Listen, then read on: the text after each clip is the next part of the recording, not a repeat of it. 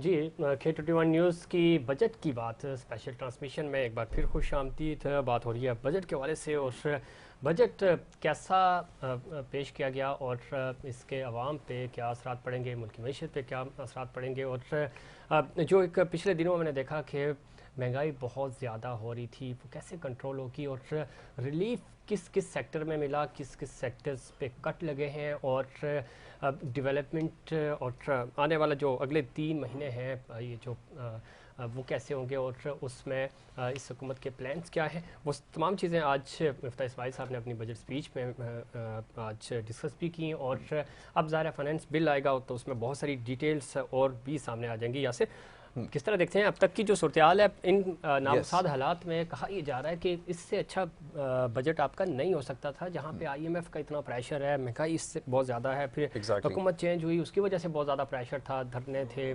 Protest था, तो उसके बावजूद जो नंबर्स हमारे पास आ रहे हैं वो इतने बुरे नहीं हैं। एग्जैक्टली आपने ठीक कहा। देखिए, अगर इसको पास्ट परफॉर्मेंस से थोड़ा सा कंपैरिजन की बात हो रही थी, अगर कंपेयर कर लिया जाए तो इस वक्त ऑल इन ऑल जो सबसे बड़ा चैलेंज गवर्नमेंट के लिए है वो इन्फ्लेशन को कंट्रोल करना है। कैसे?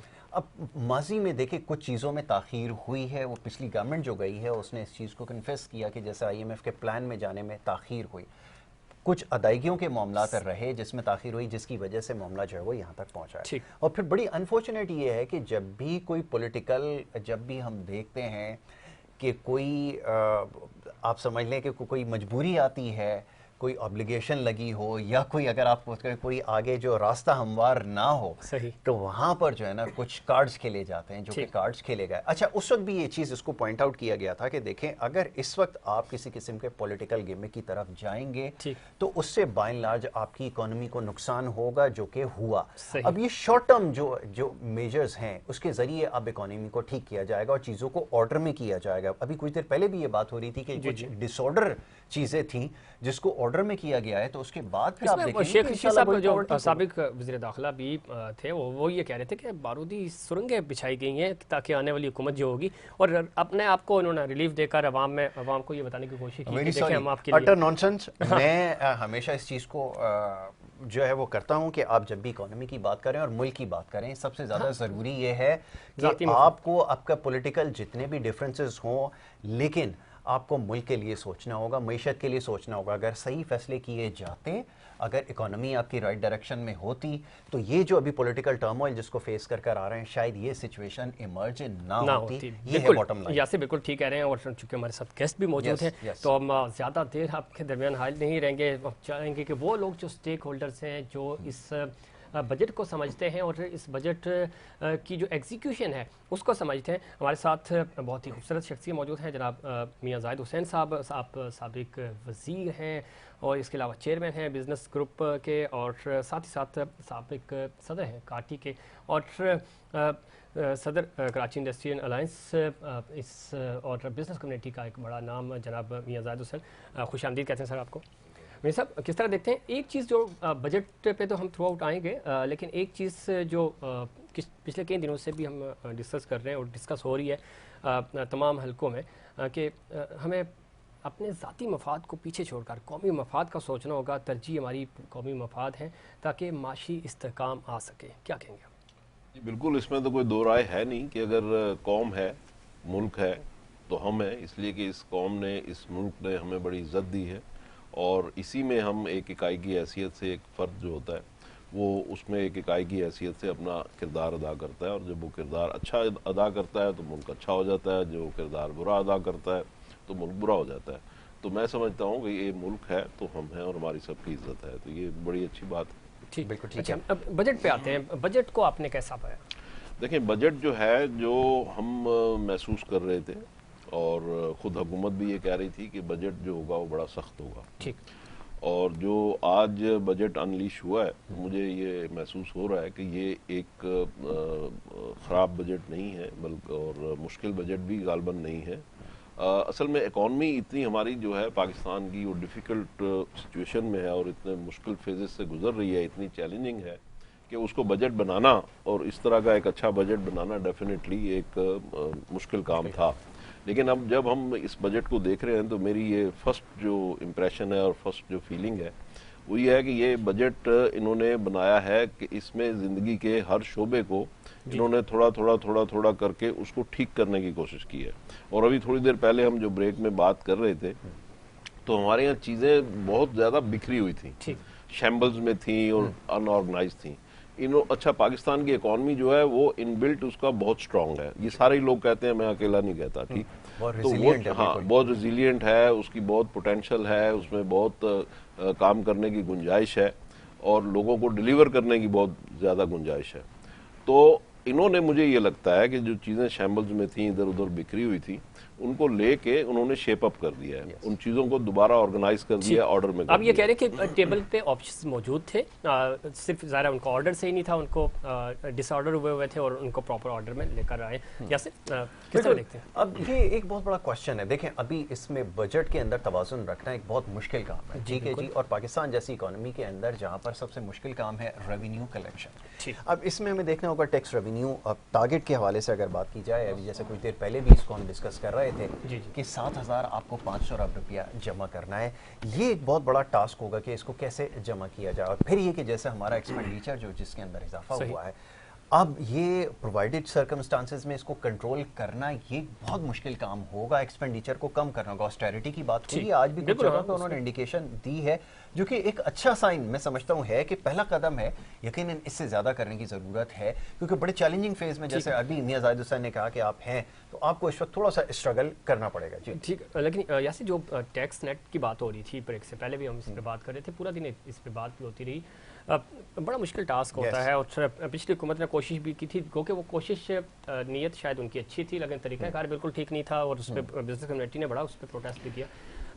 आप क्या समझते हैं कि मौजूदा हुकूमत, चूँकि टैक्स कलेक्शन एक बड़ा, और कराची बहुत अच्छा टैक्स देता है, यहाँ से बिजनेस कम्युनिटी आपको बड़ा अच्छा रेवेन्यू 60% से ज़्यादा आपका रेवेन्यू यहाँ से, आपको टैक्स कलेक्शन यहाँ से होता है। बिल्कुल आपने ठीक कहा कि इसको हमें मज़ीद बढ़ाने की ज़रूरत है।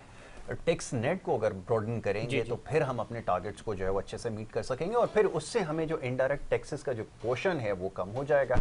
इन्फ्लेशन बाय डिफॉल्ट फिर जो है वो नीचे की तरफ आ जाएगी। तो ये सारे मेजर्स हैं जो किसी भी गवर्नमेंट के लिए एक बहुत बड़ा टास्क है। जनाब, गुफ्तगू जारी है। मियां जाहिद हुसैन साहब तशरीफ रखते हैं, एक और हमारे बड़े खास मेहमान हैं, उन्होंने हमें ज्वाइन कर लिया है। बड़ा जाना पहचाना नाम है मलिक बोस्तान साहब। और जब भी हम डॉलर के हवाले से बात करते हैं तो मलिक साहब का होना जो है वो एक ब्लेसिंग से जो वो कम नहीं होता, कि मलिक साहब को जो इनसाइड स्टोरी उसकी पता है। सही। मलिक बोस्तान साहब को मैं वेलकम करूंगा। मलिक साहब, thank you so very much, बहुत शुक्रिया प्रोग्राम में वक्त देने के लिए। मलिक साहब, अभी तो सबका कंसर्न यही है, जो रुपये डॉलर की पैरिटी है ये बहुत ज़्यादा स्पेकुलेटिव मार्केट हो गई है, कुछ प्रिडिक्ट की जा सकती नहीं है। दो के चैलेंजिंग फेज में तो इकोनॉमी है, लेकिन स्पेकुलेशन बहुत ज़्यादा हो गई है। क्या वजह इतनी ज़्यादा स्पेकुलेशन हो रही है? गवर्नमेंट कैसे कंट्रोल करे, क्या करे रेगुलेटर्स?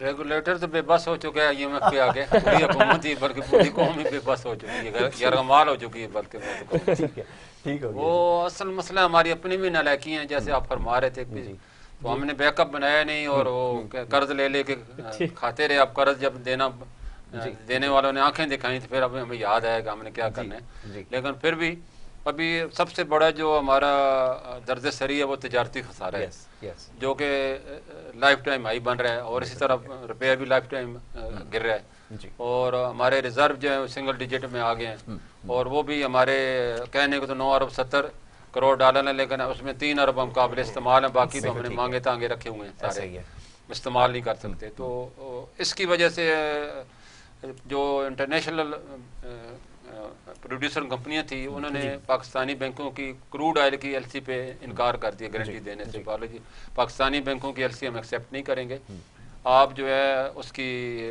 किसी फॉरेन बैंक की गारंटी लेके आए। तो ये पाकिस्तान के लिए एक बहुत बड़ा 98 में हुआ था और अभी अब जाके हुआ। तो जो टेक्निकली हम समझो डिफॉल्ट कर चुके हैं, क्योंकि हमारा जो अभी ये बजट है हमारा, अगर IMF अल्लाह ना करे कोई हमें रेड सिग्नल दिखाते हैं तो हमारे लिए बड़ा मुश्किल फैसला करने का वक्त आ जाएगा, क्योंकि चाइना और सऊदीया ने भी किया है कि ग्रीन सिग्नल IMF देगा तो हम आपको पैसे देंगे। लेकिन चाइना ने, अल्लाह का शुक्र है, अभी जैसे फाइनेंस मिनिस्टर साहब ने कहा है कि 2.5 अरब डॉलर अभी अगले हफ्ते शायद आ जाएं, और जनूबी कोरिया से भी 1 अरब डॉलर का फायदा हुआ है। तो ये इस वक्त पाकिस्तान के लिए बड़ी, जो IMF का मैदा है वो लेना बहुत ही ज़्यादा ज़रूरी है, क्योंकि अगर वो फायदा नहीं होता, पूरी दुनिया में IMF के अलावा वर्ल्ड बैंक, एशिया बैंक ने भी कहा है कि हम उसी सूरत में आपको अगली किस्तें देंगे जब IMF का सिग्नल मिलेगा।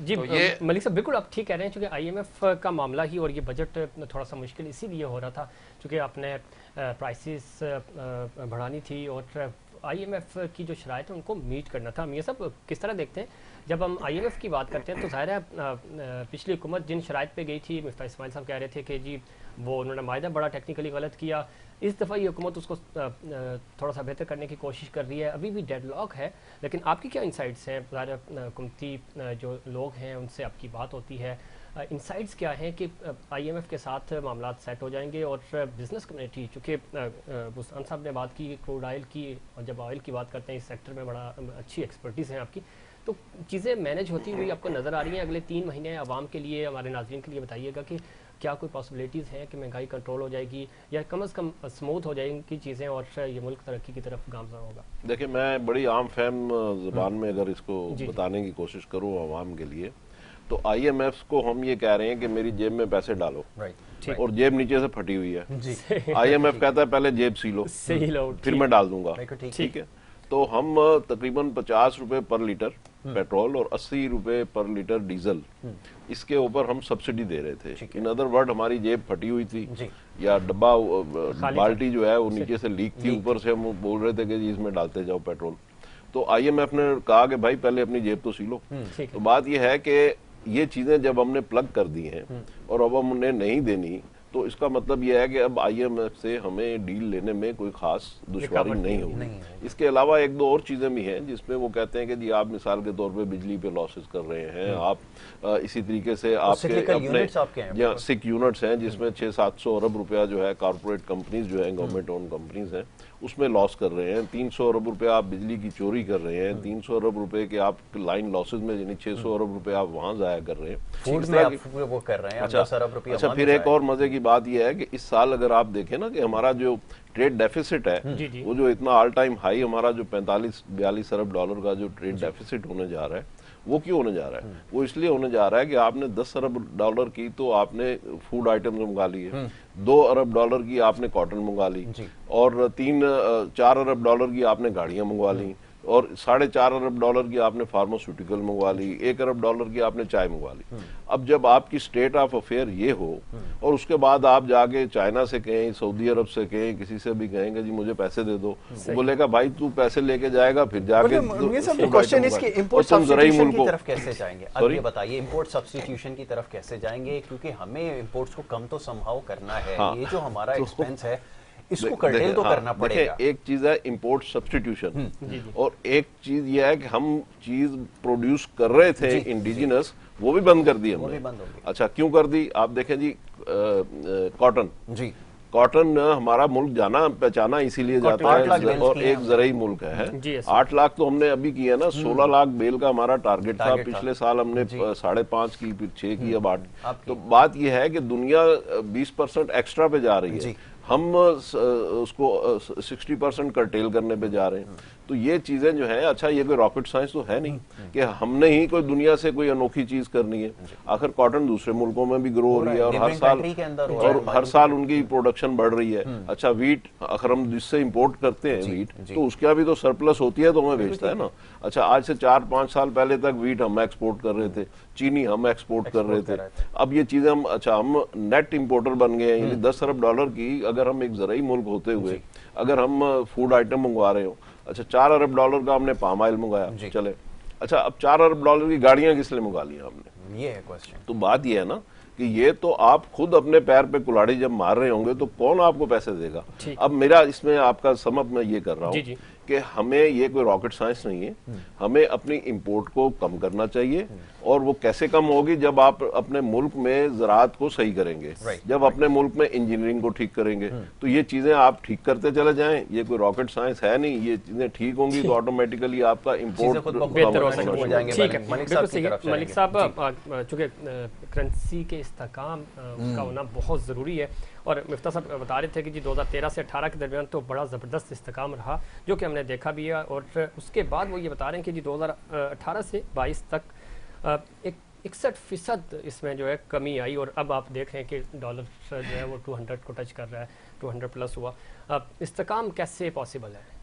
देखो जी, जब जया साहब ने बड़े अच्छी तरीके से सारी चीज़ें बता दी, बच्चा नहीं है कुछ बताने के लिए, लेकिन चीज़ वहीं आके रुकती है कि जब आप इंपोर्ट ज़्यादा करेंगे ठीक है और एक्सपोर्ट आपकी कम होगी तो ट्रेड गैप आएगा।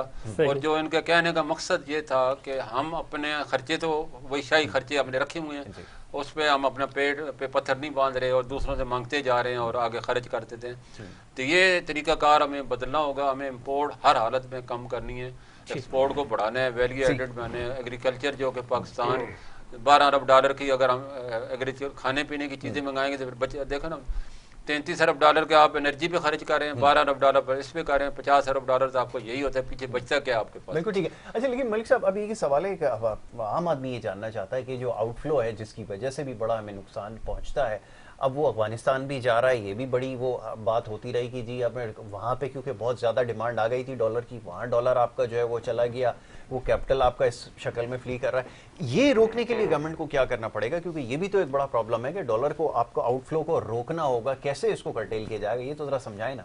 ये देखो जी, मैंने अब तो वहाँ अफगानिस्तान के इतना बड़ा मसला नहीं रहा, शुरू में था, बहुत ज़्यादा था, और उसकी वजह यही थी कि उनके पास डॉलर थे ही नहीं। पहले नेटो जब तक था तो हर महीने उनको कोई 3 बिलियन डॉलर मिलते थे और वो उनसे वो अपने खर्चे पूरे करते थे, और नेटो फोर्स वो सारा डॉलर पाकिस्तान में आता था, पाकिस्तान में रेट ज़्यादा था वहाँ कम था। जब ये ख़त्म हुआ और उसके बाद डॉलर का कैद आ गया वहाँ पे, बोल के वहाँ तो अब सारे कैद है, वहाँ खाने पीने की चीज़ें नहीं, डॉलर खाक वो लाएंगे। लेकिन अब वो क्योंकि हमारी हुकूमत ने उनको अलाउ कर दिया है कि पाकिस्तानी रुपये में बाइंग कर सकते हैं, और वहाँ का बैंकिंग चैनल बिल्कुल फ्रीज हुए पड़े, और वहाँ के जितने भी लोग बाहर होते हैं अब उनके पैसे जितने भी आ रहे हैं पाकिस्तान के थ्रू आ रहे हैं। ये अभी वहाँ पे कोई इतना, लेकिन हमें सबसे बड़ा जो इस वक्त दर्ज सर है वो ईरान है।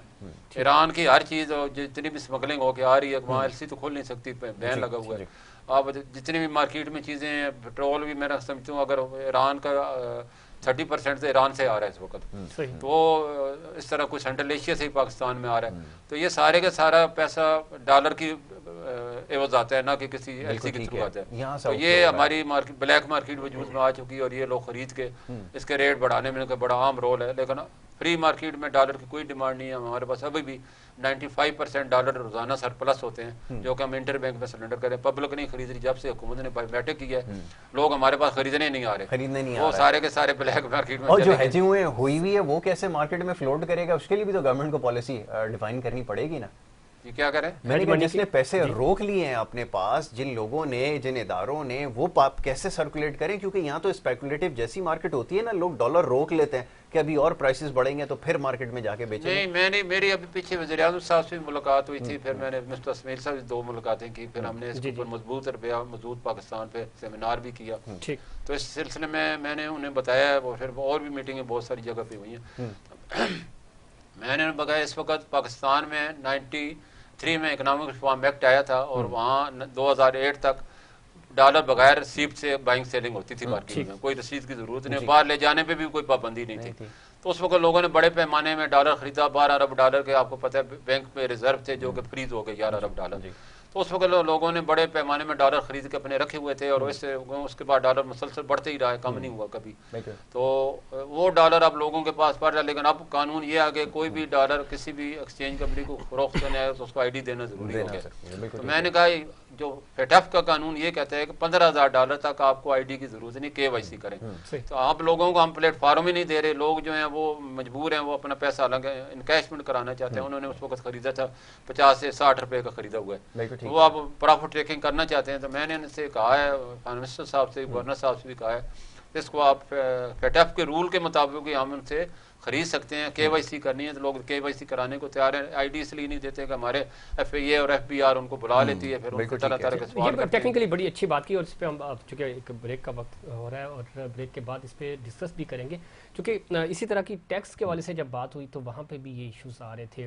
लोग बैंक में जा रहे हैं तो अगर 50,000 रुपये अपने ही अकाउंट में जमा कराने तो NIC लगेगा। तो ये बहुत सारी टेक्निकल इश्यूज हैं जिसकी वजह से लोग फिर बैंक में या थ्रू प्रॉपर चैनल पैसा भेजना या रिसीव करना पसंद नहीं करते, फिर ब्लैक की तरफ चले जाते हैं। ये टेक्निकल इश्यूज हैं, इस पर बात करेंगे, लेकिन उससे पहले कमर्शियल ब्रेक।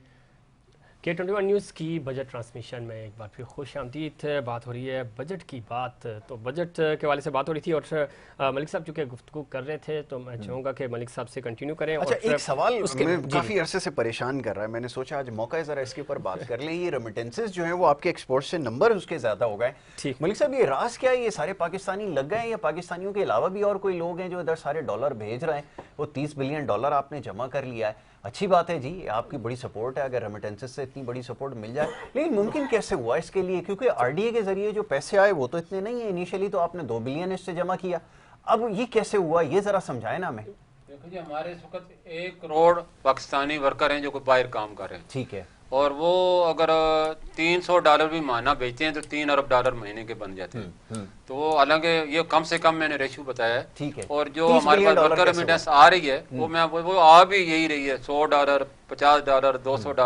$250। अच्छा, मेरा भी हिसाब इससे बड़ा कोई अमाउंट नहीं आ रहा से ऊपर नहीं जाता है कोई। हाँ ठीक है। एक चीज़ जो थोड़ी देर पहले मलिक साहब बात हो रही थी, ये अफगानिस्तान वाला जो एलिमेंट है, शायद ऐसा तो नहीं है कि कुछ वहाँ के जो लोग हैं वो भी पैसा पाकिस्तान भेज रहे हैं? हाँ, अब ऐसा है कि यहाँ तकरीबन 3 मिलियन के करीब अफगानी यहाँ सेटल हैं और माजरीन भी हैं, उसमें पक्के किसी ने नेशनलिटी भी ले रही हैं। तो जो भी पैसा आ रहा है पाकिस्तान के थ्रू हो रहा है, हमारे काम आ रहा है, वो यहाँ ही बेच रहे हैं, अब अफगानिस्तान नहीं लेके जा रहे। तो वो क्योंकि यहाँ उनकी फैमिलियाँ हो, तो इससे भी हमें फ़र्क पड़ा है। लेकिन हमारे अपने पाकिस्तानी माशाल्लाह बहुत हैं बाहर, और हमारे लोगों की डिमांड भी है, इस वक्त अभी भी डिमांड खड़ी है। और मैं हुकूमत को यही बार बार कहता हूँ कि मैन पावर एक्सपोर्ट करके हम माना जो है 3 अरब के $4 अरब भी कमा सकते हैं। लोगों ने आपको स्किल करना है, फ्री लांसर पे लेके जाना है, बड़ी डिमांड है स्किल्ड लोगों की। अब लेबर की डिमांड दिन ब दिन कम होती जा रही है, आर्टिफिशियल इंटेलिजेंट की डिमांड है। अब जितने भी लोग हैं डिजिटल पे जा रहे हैं, डिजिटल की बड़ी डिमांड है। तो यूरोप में है, एशिया में है, हर जगह पाकिस्तानी की डिमांड है। और पाकिस्तानी जहाँ भी गए अपना नाम कमाया है, और ये उनकी खून पसीने की कमाई का सिला है कि आज पाकिस्तान डिफॉल्ट से बचा हुआ है, वरना हमें इम्पोर्ट एक्सपोर्ट का फिगर 100% का फर्क है। और ये हमें बचाया, अल्लाह का ये बड़ा करम है, नबी पाक सदके पाकिस्तान मुश्किल हालात से गुजर जाता है, बड़े से मुश्किल वक्त है। हमेशा ओवरसीज पाकिस्तानियों ने हमें बचाया है। 1998 की मिसाल है, उस वक्त ओवरसीज पाकिस्तानी मदद को आए, आज भी वही मदद को आ रहे हैं। ठीक है। अच्छा, मियाँ साहब से जरा बात हो जाए। मियाँ साहब, इसके बारे में फरमाइएगा, आप क्या राय रखते हैं? तो टेक्निकली स्पीकिंग तो आपके पास इतनी अपॉर्चुनिटीज होनी चाहिए, इतना कंड्यूसिव एनवायरनमेंट होना चाहिए कि यहाँ पर आप जॉब क्रिएशन भी कर सकें, इंडस्ट्रियलाइजेशन भी होना चाहिए। क्या आपके पास पोटेंशियल नहीं है? क्या हमने पोटेंशियल डिस्कवरी के ऊपर काम नहीं किया, या हमारे पास कमी किस चीज़ की है? पहले तो इसको थोड़ा सा एलाबरेट कर लेना, फिर मैं आगे चल के पूछता हूँ कि ये आया अच्छी चीज़ है, बुरी चीज़ है। क्योंकि टेक्निकली तो जब तक आपकी एक्सपोर्ट्स नहीं ग्रो करेगी आप कम्पीट नहीं कर सकेंगे। पहले तो इसका मैं चाहूँगा ज़रा जवाब दीजिए। देखिए, हमारे पास चीज़ें तो सारी हैं, थोड़ी सी अकल की कमी है। वो बात यह है कि जब हम काफ़ी कमी जब हम देखें ना, देखें हमारे पास आज से 5 साल पहले जी हमारे पास बिजली नहीं थी, गैस नहीं थी, लॉ एंड ऑर्डर नहीं था, ठीक है। और उस वक्त भी अगर आपको याद हो 18-18 घंटे की लोड शेडिंग हुआ करती थी, और लॉ एंड ऑर्डर आपको पता ही है, ठीक है। अच्छा, अब उसके बाद जो है, अब हमारे पास गैस भी है, बिजली भी है, लॉ एंड ऑर्डर भी है, ठीक है। अब गैस है मगर नहीं है, बिजली है मगर नहीं है, ठीक। वो क्यों नहीं है? जो मैंने कहा, थोड़ी सी अकल की कमी है। वो क्या है कि जी हम गैस मंगाना भूल जाते हैं, या हम बिजली के लिए फ्यूल मंगाना भूल जाते हैं, या ये कि हम क्या करना, जैसे मैंने पहले भी कहा कि हम वो फटी हुई जेब में ऊपर से डालना शुरू कर देते हैं, तो हमने वो सब्सिडी अननेसेसरी देना शुरू कर दी। तो ये जो चीजें हैं, इसकी वजह से ये सारे मसाइल हमारे लिए अराइज होते हैं ना। अब अगर हमने इन चीजों को सही ऑर्गेनाइज किया हो, फॉर एग्जांपल आज हम इंडस्ट्री को प्रॉपर गैस दे दें और प्रॉपर बिजली दे दें, ठीक। अच्छा, और उसमें हमारे यहाँ पिलफरेज ना हो, जैसे कि अभी प्राइम मिनिस्टर ने ये ऐलान किया और आज बजट में भी ये ऐलान हुआ है कि हम इंडस्ट्रियलिस्ट को उसकी कॉस्ट ऑफ डूइंग बिजनेस जो है वो सही करके देंगे और कॉम्पिटिटिव करके देंगे विद द रीजनल प्लेयर्स, और उनको सप्लाई देंगे, और बिजली की लोड शेडिंग इंडस्ट्रियल जोन्स में नहीं होगी। अब ये बताइए कि ये चीजें अगर हम कर दें और इंडस्ट्रियलिस्ट को ये चीजें प्रोवाइड कर दें, तो हमारी एक्सपोर्ट ऑर्गेनाइज हो जाएगी ना, और एक्सपोर्ट हमारी बढ़नी शुरू हो जाएगी। इसलिए कि अब हमारे यहाँ लैंड ऑर्डर का तो है नहीं इशू। अच्छा, दूसरी चीज, अभी डॉलर हमारा जो 200 रुपए का हो गया है, और यकीनन उसकी आवाम को बड़ी मुश्किलात हैं, उसकी वजह से महंगाई हमारे यहाँ दो चंद हो गई है, लेकिन उसका दूसरी तरफ बेनिफिट जो है उसको भी हमें अकाउंट फार करना चाहिए। ठीक है। कि आज हमारा एक्सपोर्टर जो है अगर उसको तकरीबन 50 रुपए के लगभग जो है अगर उसको बेनिफिट मिल रहा है एक पिछले 2-3 साल के तनासुब से अगर हम देखा जाए, यानी अगर 150 या 160 का अगर हम पहले लगा लें डॉलर और अब 200 का लगा लें, तो ये 40-50 रुपए का जो उसको गेन मिला है एक्सपोर्ट में, तो जाहिर है कि उसको गेन मिला है ना। अच्छा, तो लेकिन ये सब अगर वो वैल्यू एडिशन की शक्ल में होता, डोंट यू थिंक कि हमारे नंबर्स जो है वो डबल हो सकते थे? ये भी तो एक चीज मैं उसी तरफ आ रहा हूँ। देखें, वैल्यू एडिशन भी तब होगी ना जब आप काम करेंगे। पहली बात तो यह है कि आप काम तो करें। अच्छा, आप काम करने के लिए मैंने कहा कि पानी, बिजली, गैस, इस चीजें आप उसको देंगे तो फिर एक्सपोर्ट भी होगी, एक्सपोर्ट होगी तो फिर उसकी वैल्यू एडिशन भी होगी। ये तो सारी चीजें फिर एक चेन है ना, तो उसके मुताबिक चलती हैं। अब मैं ये समझता हूँ कि अब 200 रुपए के डॉलर की मौजूदगी में आपको नंबर एक तो आपकी एक्सपोर्ट्स बढ़ेंगी। अभी आपकी जो इस साल कोई 30-32 अरब डॉलर की एक्सपोर्ट्स हुई हैं और अगले साल इन्होंने 37 अरब डॉलर का टारगेट रखा है, तो इसीलिए रखा है। दूसरी बात ये कि आपको जो है अब ये फॉरेन रेमिटेंस जो है ये भी 200 अरब रुपए का डॉलर होने की वजह से आपकी फॉरेन रेमिटेंस जो इस साल शायद 31-31.5 अरब डॉलर की हैं, लेकिन अगले साल ये भी 35 अरब डॉलर होंगी। तो आपको इन दोनों मदों में, यानी आपको एक्सपोर्ट और फॉरेन रेमिटेंस, इन दोनों मदों में मिला के कोई 7-8 अरब डॉलर एक्सेस मिलेंगे। और दूसरी तरफ आप अपनी इंपोर्ट को अगर कर्टेल करेंगे 10-12 अरब डॉलर, तो ये चीजें आपकी सरप्लस में चली जाएंगी। लेकिन बैलेंस में ये सब कैसे होगा? डेट लायबिलिटीज भी तो आपकी बढ़ती जा रही है। हाँ, मैं उधर तो आपने देखें, देखा एक्सटर्नल डेट आपके ऊपर बहुत ज्यादा। तो अगले यही तो चीज है कि आपने अपनी फाइनेंशियल मैनेजमेंट अगर ठीक कर ली तो फिर आपको IMF की सर्टिफिकेशन भी मिल जाएगी और साथ साथ फिर आपने जो कर्जे रोल ओवर करने हैं, जो तकरीबन डेट सर्विसिंग आपने 21 अरब डॉलर की करनी है, तो वो भी आपकी चीजें ठीक होनी शुरू हो जाएंगी। बात यह है कि आपने पहली ईंट सही रखनी है। जब पहली ईंट आप सही रखेंगे तो अगली ईंटें जो है वो खुद ब खुद सही होनी शुरू हो जाएंगी। तो अब इस वक्त जो मैं समझता हूं कि 200 अरब रुपए का डॉलर होने से अवाम के लिए महंगाई तो हुई, लेकिन उस महंगाई को भी एड्रेस करने का सिस्टम हमारे पास मौजूद है। कोई ऐसी चीज है नहीं दुनिया में जिसका हल मौजूद ना हो। उसका हल क्या है? Targeted subsidy. अब अगर आप देखें कि एक मोटरसाइकिल वाला जो है वो 1 लीटर पेट्रोल डेली डालता है और वो 30 लीटर उसको महीने का चाहिए और उसको तकरीबन 900 रुपए महीने का उसकी कॉस्ट बढ़ रही है, यानी 30 रुपए अगर रेट बढ़ाते हैं तो अब उसकी 900 रुपए बढ़ रही है और अगर 60 रुपए बढ़ाते हैं तो उसकी तकरीबन 1800 रुपए बढ़ रहे हैं। तो आप उसको 2000 रुपए सब्सिडी दे रहे हैं। तो इसीलिए आप उसको दे रहे हैं कि ताकि जो पेट्रोल की कीमत बढ़ी है वो उसको सब्सिडाइज हो जाए।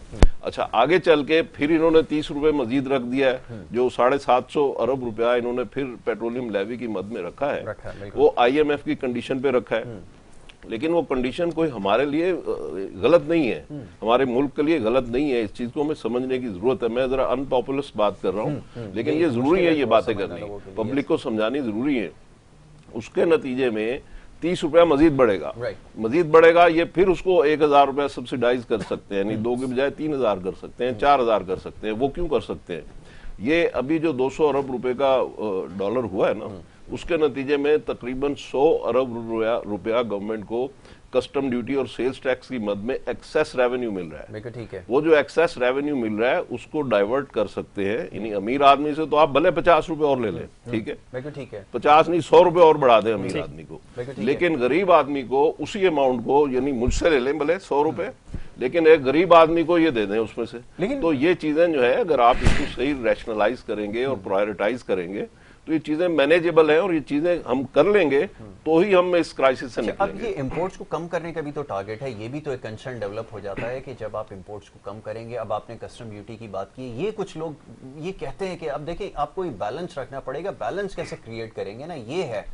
इसके पर चाहूंगा जरा मलिक साहब भी कमेंट कर दें, पहले आप इसके बारे में कुछ कह दीजिए। देखें, आपने इंपोर्ट तो वो आइटम जैसे 4 अरब रुपए की गाड़ियां मंगा ली, हाँ, यहाँ पर अच्छा, फिर इंपोर्ट सब्स्टिट्यूशन में आप फार्मास्यूटिकल में अगर आप यहाँ की इंडस्ट्री को प्रमोट करें तो आपकी 2-4 अरब डॉलर की आपने जो फार्मास्यूटिकल मंगा ली उसको आप कवर कर सकते हैं। फिर आप अगर अपने यहाँ एग्रीकल्चर को ठीक करेंगे तो आपके फूड आइटम्स की कम हो जाएगी, कॉटन को ठीक करेंगे तो कॉटन की इंपोर्ट नहीं होगी। तो 10-12 अरब डॉलर की आप इंपोर्ट कर्टेल बड़ी आसानी से कर सकते हैं अपनी मैनेजमेंट दुरुस्त करके। वो कोई ऐसा कोई डिफिकल्ट काम नहीं होगा, और उसके नतीजे में वो जो आप उधर से कर्टेल करेंगे तो मुल्क में रोजगार ही बढ़ेगा ना।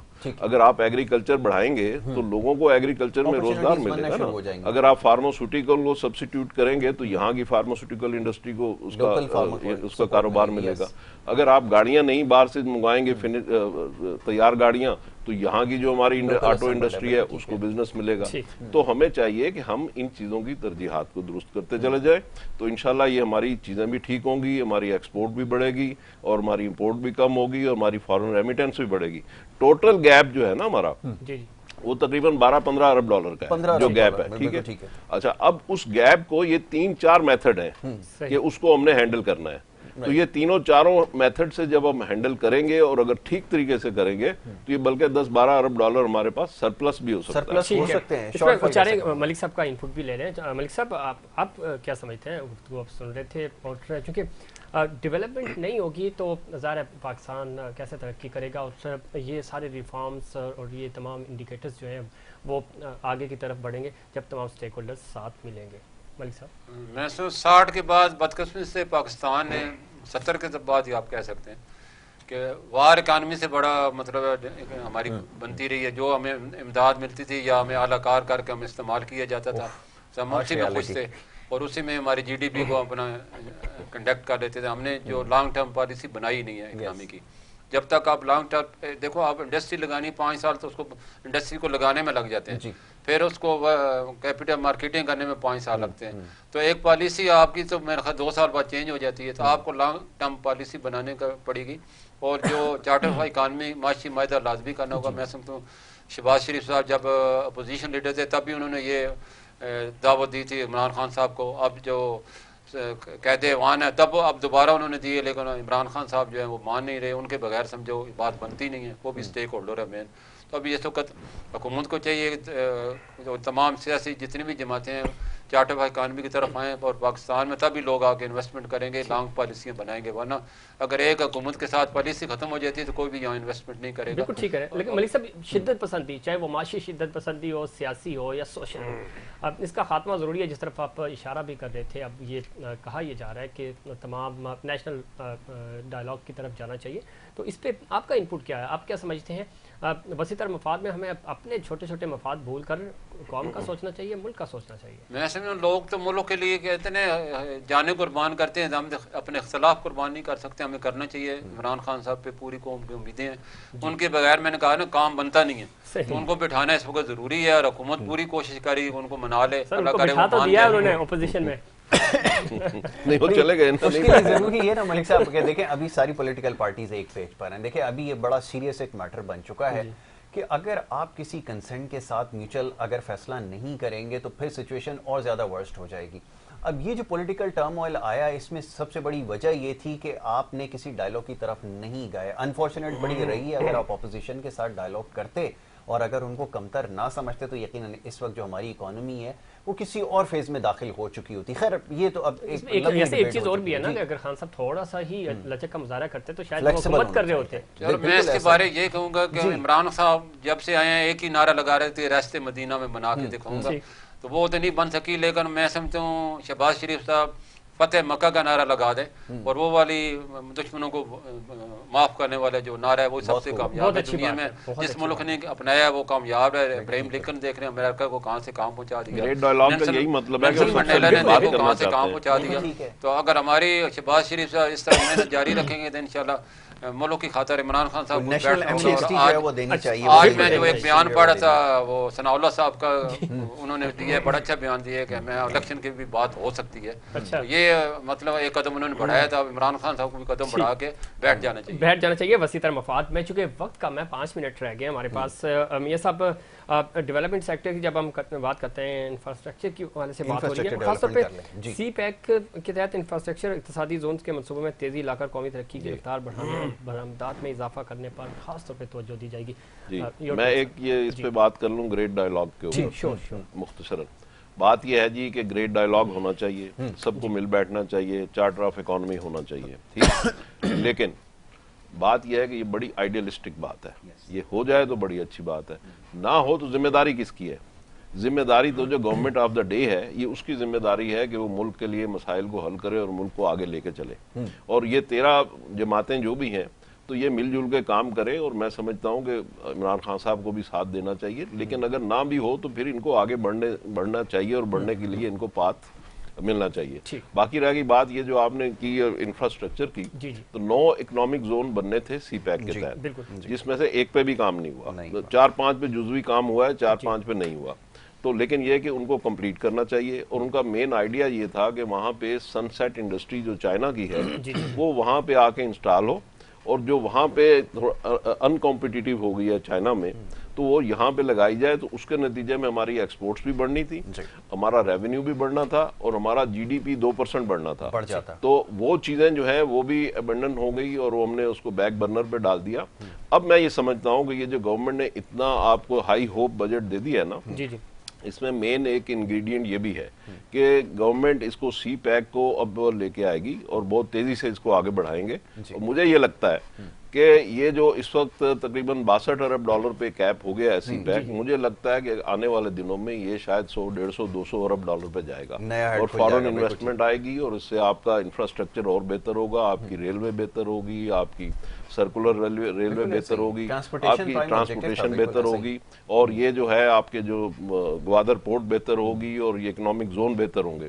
तो इसके नतीजे में एक नया जाल बिछेगा। अगर आप इसको सी पैक को जियोग्राफिकली देखें तो इसमें पाकिस्तान के तमाम इंपॉर्टेंट शहर जो हैं वो कनेक्ट किए गए, और उसका मकसद ही है कि उनकी जो मसनूआत हैं या उनकी जो क्रॉप्स हैं वो इंडस्ट्री तक पहुंच सके सड़क के रास्ते। ये एक बड़ा ग्रेट आइडिया है, और इस आइडिया को हमने सही तरीके से अमल नहीं कर पाए, लेकिन मुझे लगता है कि अभी इंशाल्लाह इस पे इसको कंसीव किया जाएगा। That is very important. Malik साहब, आखिरी कमेंट चाहिए बजट के हवाले से। सारी डिस्कशन हो चुकी है, लेकिन सवाल आज भी वही है कि ये डॉलर कहाँ से आएंगे, कहाँ से आएंगे? मलिक साहब ने रखे होंगे कोई?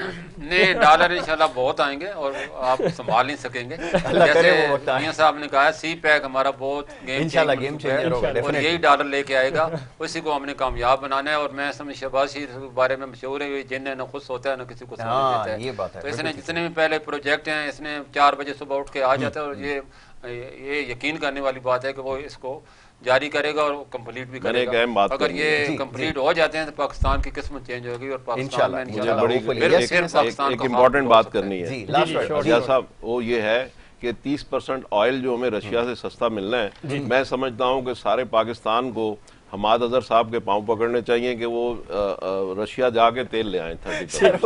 पॉलिटिकल तो जाने में क्या प्रॉब्लम? सर, लोगों को भी शुक्र है, खुदा का पता चल गया है कि एक्चुअली क्या है। ऐसी कोई बात नहीं है। वो तेल जो इधर लेकर आना था ना, उसकी रिफाइनरी आपके अगर हमाद अजहर जा सकते हैं, ला सकते हैं, तो उन्हें भेजना चाहिए। मैं ढूंढ रहा हूं हमाद को, मुझे मिल जाए। मैं सवाल उससे करना था कि कौन सी रिफाइनरी है जिसमें वो तेल जो है। यहाँ रिफाइनरी नहीं है, लेकिन लगा लेंगे अगर तेल सस्ता मिलता है तो। इधर समंदर से भी तेल निकाल रहे थे, लेकिन वो पानी निकल गया, तेल तो खैर नहीं निकला। लास्ट मियां साहब, आखिरी क्या पैगाम देना चाहेंगे इस घुटनज़दा माहौल में? मैं ये समझता हूँ कि इमरान खान पाकिस्तान के हीरो थे और हीरो बन सकते हैं आइंदा भी। ठीक, उनको चाहिए कि सबके साथ मिल बैठे, और ये चोर चोर चोर चोर वाली बात खुदा के वास्ते ना करें। हमारे मुल्क में बड़ी पोलराइजेशन हो चुकी है, और मिल के काम करें। मैं इनकी तायद करता हूँ। इमरान खान बहुत बड़े लीडर हैं, और पाकिस्तान की पूरी कौम उनसे मोहब्बत भी करती है, और पूरी इस वक्त सियासी इस्तेकाम के बगैर माशी इस्तेकाम नहीं हो सकता। बहुत बड़े स्टेक होल्डर हैं, तो उनको मिल बैठ के मुल्क की खातर बैठना चाहिए, और माशियत पे सियासत नहीं करनी चाहिए। क्योंकि माशी हालात पे सियासत नहीं होनी चाहिए। मलिक साहब, बहुत शुक्रिया आपका। जनाब मियां जाहिद साहब, आपका भी बहुत शुक्रिया। वक्त हुआ एक ब्रेक का। ब्रेक के बाद दोबारा हाजिर होंगे। बजट की बात बिल्कुल होगी, मेहमान चेंज होंगे, और नए जज्बे के साथ दोबारा आपकी खिदमत में हाजिर हूँ।